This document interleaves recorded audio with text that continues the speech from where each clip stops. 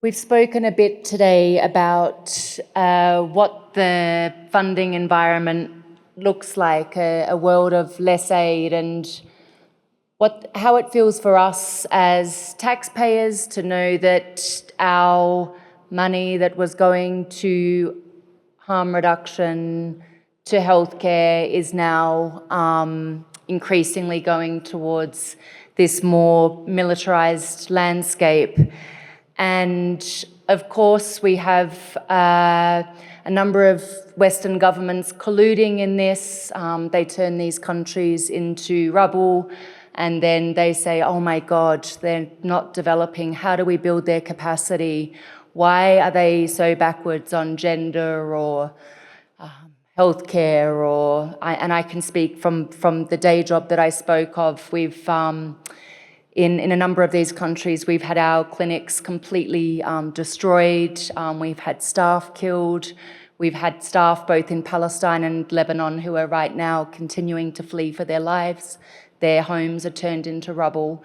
And these were places that had functioning healthcare systems, that had commodities flowing through, that were able to access the medicines they needed, and that were just crucial to the public health interventions that deserve to be made in every country.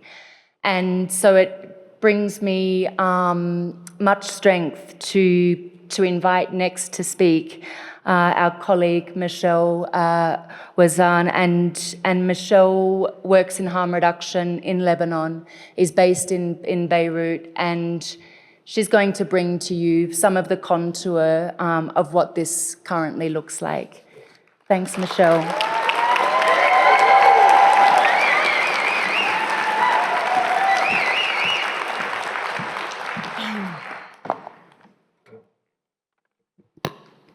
Can you hear me? Yeah. Buenas tardes, good afternoon, مرحبا للجميع. My name is Michelle Wazan. I'm from Lebanon, and I work for a harm reduction organization called SCOON. Maddie asked me to come here and speak of my experience of going through crisis, and maybe share some good practices on how to best navigate it, how to best navigate a crisis. As I come from Lebanon, a country having gone through multiple crises, and which has most recently become a war zone, and I am here standing before you, seemingly still alive, you'd think I'd have it all figured out. Well, I don't. I've been fortunate enough to have a very helpful body, one that has developed a great trauma response, which is a form of narcolepsy, which has allowed me to instantly fall asleep at the sound or at the news of airstrikes, and to basically sleep through the war. That's a skill I wish I could teach you, but I cannot. These past few days have reminded me that crisis is relative and it is personal. I cannot talk of crisis without mentioning the most extreme forms of violence, like the genocide and extermination of the Palestinian people, that is happening right before our eyes.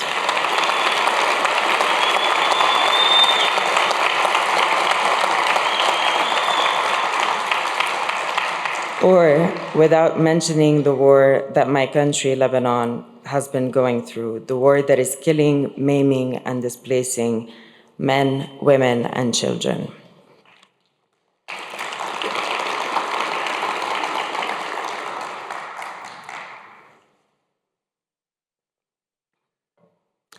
But crisis is also the toxic drug supply, and that's devastating communities in North America and devastating indigenous communities. Crisis can be going through homelessness, hunger, and poverty.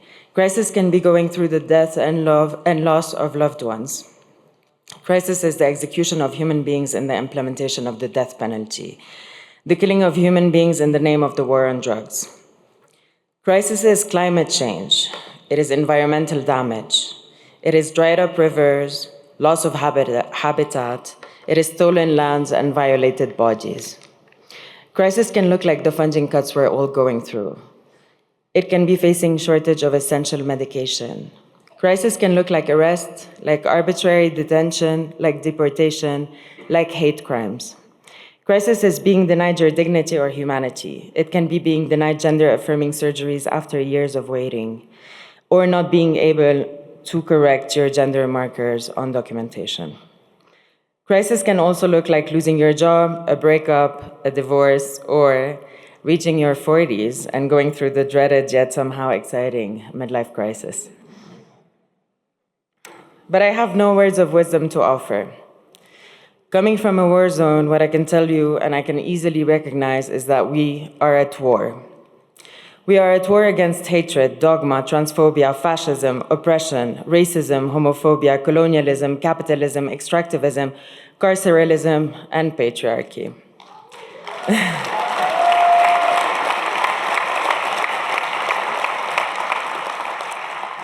We are at war, and we have been at war for decades. But we are also the resistance, whatever that may look like for each of us. It is our duty to resist and to continue resisting. Our duty to continue speaking truth to power, to continue fighting obscurantism, to continue leading with community-based evidence and community-led evidence and ancestral knowledge, with compassion, with care, and as Aura has put it, with radical tenderness.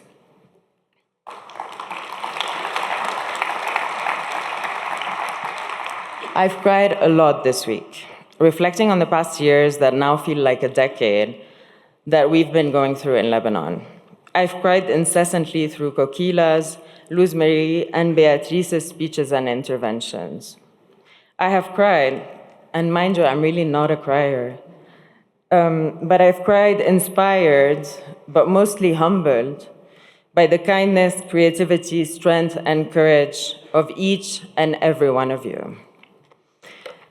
This community, the people I don't know personally, but whose work I admire, those of you working in the shadows, those of you working under the table, those of you I cannot wait to see and hug every year or so, those of you whose faces I know but names I cannot remember, that's another trauma response, those who stand by each other and elevate each other's work, learn from each other, teach each other, share knowledge, resources, and wealth. Now more than ever, this community and our solidarity matters. Okay.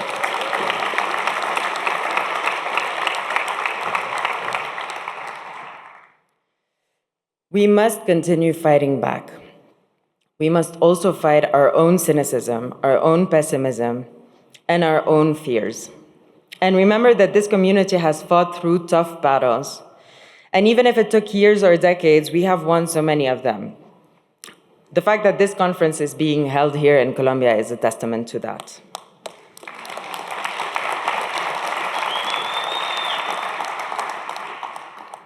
I hope we can keep fighting together and resisting together, that these crises are only going to be temporary, and that in a couple of years, we'll look back and actually write case studies about them.